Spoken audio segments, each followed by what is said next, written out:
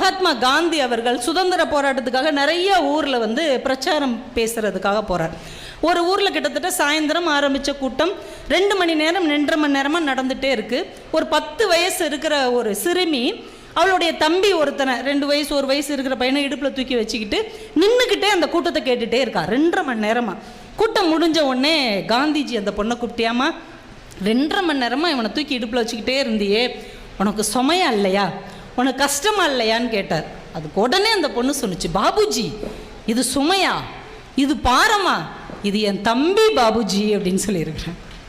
இடுப்பில் எவ்வளவு நேரம் தூக்கி வைத்திருந்தாலும் அது என்னுடைய தம்பி, என் மனசுக்கு பிடித்த பாரம் என்று சொல்வதற்கு ஒரு அக்காவால் தான் முடியுமே தவிர வேற எந்த உறவாலும் முடியாது. சமீபத்தில் சிரியா அப்படின்ற ஒரு நாட்டில் நிலநடுக்கம் வந்துச்சு.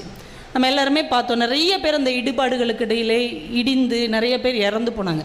அதில் ஒரு பெரிய ஆச்சரியம் என்னென்னா, ஒரு சுவர் இடிஞ்சு விழுது, 7 வயசு உள்ள ஒரு பொண்ணு அந்த சுவர் அவ மேலே விழுந்திருக்கு. அவ கைக்கு கீழே ஒரு 4-5 வயசு இருக்கிற அவளுடைய தம்பி விழுந்து கிடக்கிறான். ஒரு 17 மணி நேரமாக இடது கையில் தம்பி மேலே படாமல் அவனையும் தாங்கி பிடித்து கொண்டு சுவர் தன் மேலையும் அழுத்தி விடாமல் அதை தாங்கி பிடித்து 17 மணி நேரம் அந்த 7 வயது அக்கா தன் தம்பியின் உயிரை காப்பாற்றி கொண்டிருந்தாள் என்று எல்லா நியூஸ் பேப்பர்லேயும் வந்தது.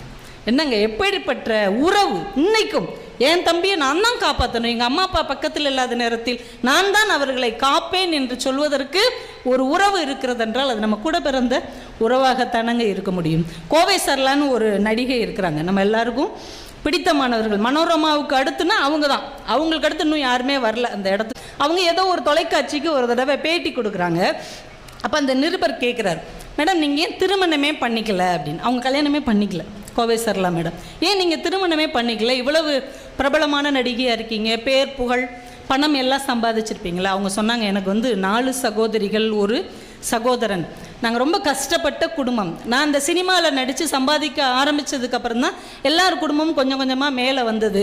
என்னுடைய சகோதரிகளுக்கெல்லாம் திருமணம் பண்ணி அவங்க பிள்ளைகளெல்லாம் வளர்ந்து நான் ஒரு நிலைக்கு வந்து திரும்பி பார்த்தா எனக்கு வயசு ஆயிடுச்சு.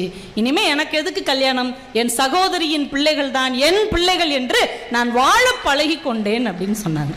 எனக்கு ரொம்ப ஆச்சரியமாக இருந்தது. நம்மளை சிரிக்க சிரிக்க வைக்கிற அந்த மென்மையான மனசுக்குள்ளே எவ்வளவு சோகமான மெல்லிய உணர்வு இருக்கிறது. ஆனால் அதை கூட தன் சகோதரன் பிள்ளைகளுக்காகவும் சகோதரி பிள்ளைகளுக்காகவும் அவர்கள் விட்டு கொடுத்திருக்கிறார்கள் என்றால் இந்த அற்புதமான உறவுக்கு அக்கா தம்பி என்கின்ற, அக்கா தங்கை என்கின்ற உறவை தவிர வேற என்ன பேர் இருக்க முடியும்?